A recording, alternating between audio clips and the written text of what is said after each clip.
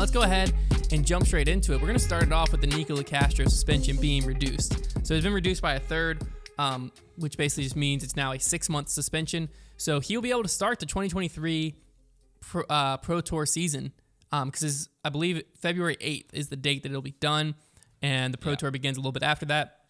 According to Ultiworld, his probation period has been up from 15 months to 18 months. So essentially, the total probation and suspension period together is the same. It's just the suspension period has been shortened by 3 months. Yeah, if you're Nikola Castro right now, you're probably on top of the world because now, this is obviously really sucked and you're about to miss USDGC. But in the back of your mind, you're like, hey, everybody's off season starts in a couple weeks and then we'll all be on the same page again. I'll, get back on track next season.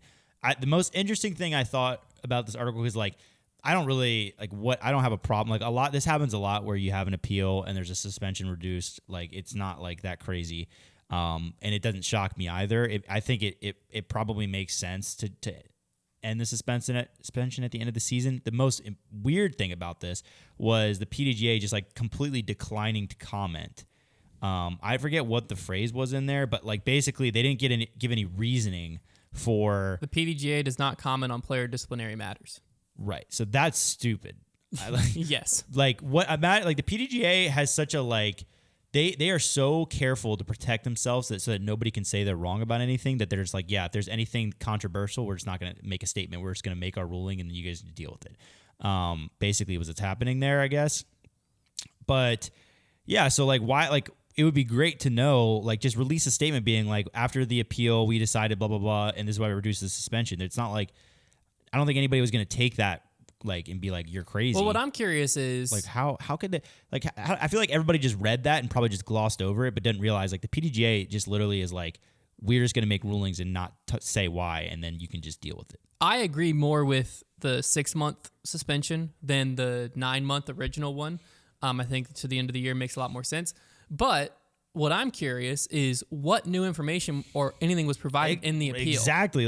What changed their mind other than it's been social a little pressure. Bit, we feel bad for Nico. Because what it shows to me, and I talked about this a little bit on debate night, I don't necessarily like it because it makes it where when the PDGA says something, you can't trust them. Right. Because the PDGA comes out and says 9-month suspension. If I'm the player, I'm thinking, okay, but if I appeal this, I can get it reduced. But then what if you don't get reduced? Mm-hmm. How do you know what Nico did differently than you to get his reduced and yours not reduced? Yeah. Or anything like that. Or is this the new standard? Is if I intimidate someone, are the PDGA saying, hey, we reviewed our whole process and this is actually just a 6-month suspension on our end. It has nothing to do with the appeal. You know what it is? None of it makes any sense. It's them establishing a complete lack of accountability because now they've created almost no precedent for this situation because there should be a lot of new precedent considering this was the first major suspension that we've had in the tour history pretty much because Nico was probably the biggest player to ever get a suspension like that. Bradley Williams was pretty big, but with not media as big focus as Nico. and everything, yes. Yeah, yes. Not as big as Nico. So there's a lot of precedent that should be introduced. They should be telling if there has been changes to the new standard or how they're going to handle suspensions, we should know. And because having that accountability protects the next player who gets suspended, being able to point to a previous case and say, this is what happened in this case, I should be treated the same way. This is why there needs to be a players association in disc golf because right now, the PDGA is supposed to stand for the players, but do they really that much? I don't know. The best example of this, the whole situation with Tua in the NFL happened recently where he was playing when he really shouldn't have. He got hurt, head injury situation. Who are the ones that are standing up for him? The Players Association. They're the ones who are banding together, making sure that there's investigation launched into this. I feel like the PDGA, I think there is a Players Association. I don't. There think probably is within the PDGA, yeah. But that's what I'm saying. I think the PDGA always tends to lean towards themselves. They always side with themselves, which is totally what the league does but in this case, American sports. They might be siding with Nico. We just have no idea what the heck's going on. Well, that's what I'm saying. I just don't even know what is happening. So I just want there to be more clarity on these situations because there's no accountability. Well, there's just no accountability.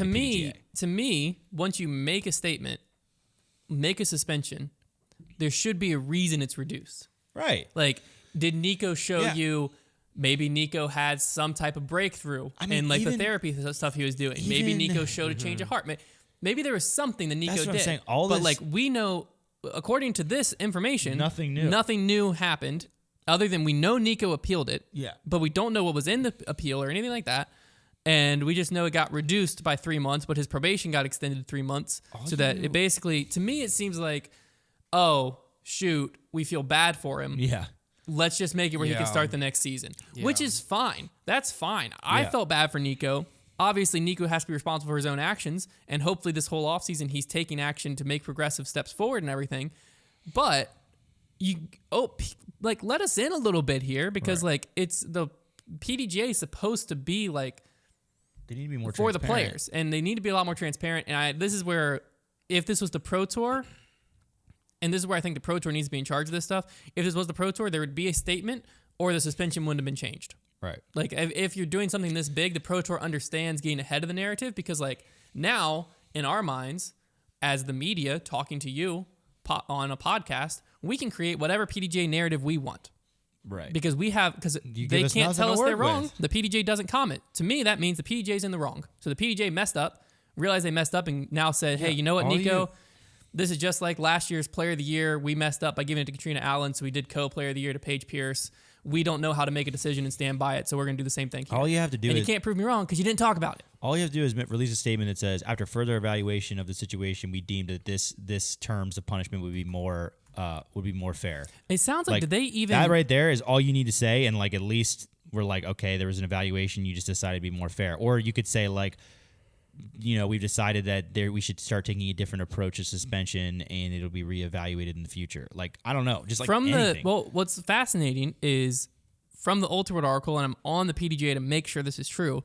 The PDGA didn't even address that it changed. At all. They just gave it to Ultra World? No, they didn't even give it to Ultra World. Ultra World found it, or someone probably told them, according to the updated documentation. So basically all that happened is their disciplinary files. So they were like updated. Really brushing it under the rug. That's what I'm saying. They aren't even addressing it at all. Like they're so basically weird. If you go to their file now and you find Nikola Castro, it basically just now says 6 months, where it used to say 9 months is what happened. That is so odd. Here's Nikko. So now it says 6 months suspension plus 18 probation. So that's like. So somebody just stumbled upon. So they just kind of like slid it in there and changed it. There's probably a leak too, because Eisenhood reported it, didn't he? Yeah. So I'm sure he's got a guy. Like somebody probably but I'm saying, pointed out to him. But like that it's crazy that's how it has to get out. Like the PDGA wasn't even going to make a statement. It's not even like it's something that needs. I just don't understand. Like it doesn't need to be brushed under the rug because it's not a like big an embarrassing deal. thing. It's just like there's clearly a reason you made the decision. Just tell everyone. Nikko, on the other hand, did comment. He said, I've been practicing and will be prepared to compete at my best by February 2023. My heart is in the sport of disc golf. Dedication's flowing through me. I've got a lot of love for all the people who have been in my corner throughout this process. Looking forward to working hard and continuing my preparation for one heck of a comeback story. I've got some unfinished business, making progress in a lot of different ways to satisfy my hunger to succeed. This has not been easy for me to be off tour when it's all I've known nearly half my life. Staying focused on positive outcomes on the horizon. We'll see.